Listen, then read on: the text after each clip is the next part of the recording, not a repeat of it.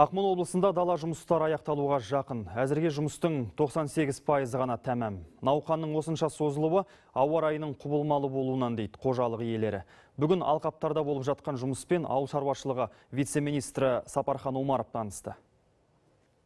Қазақтың қазынасының бірі жер. Қазыналы даламыздан шыққан бидай барша елге азық.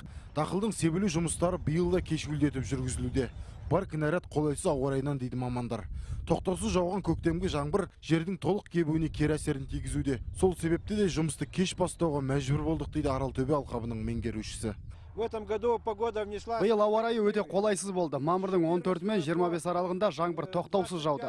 Дән себуге мүмкіндік болмады. Сол себепті кешіктік. Бірақ алдағы 2-3 күнде қожалықтағы дән себу науқаны аяқталады деп уәде беремін. Сәтін салып жақсы болса, күзде уақытылы еңбектің жемісін көреміз.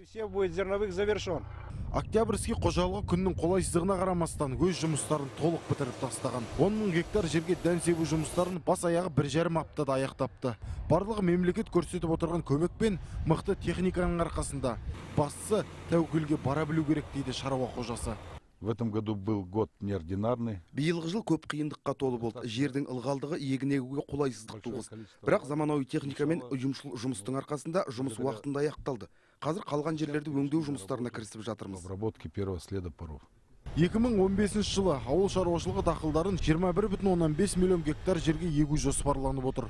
Бұл көрсеткіш өткен жылмен салыстырғанда 71 мың гектарға көп. Дәнді дақылдар 15,2 миллион гектарға, оның ішінде 2,2 миллион гектар майлы дақылдар, 3,7 миллион гектар азықтың дақылдары және 413,6 мың гектар көкөніс дақылдары мен картоп. Осыншама өнім алу үшін шаруаларға көмек ретінде егінжай лизингтік бағдарламасы қызмет етуде. Бағдарлама арзандатылған сыйақы мөлшерлемесі мен алдын ала төлемсіз жеңілдікпен техника алуға мүмкіндік береді. Жермен жұмыс істемейтін шаруашылықтарға бүгінгі күні мына қағида жасалып жатыр, жерді ұтымды пайдалану қағидасы.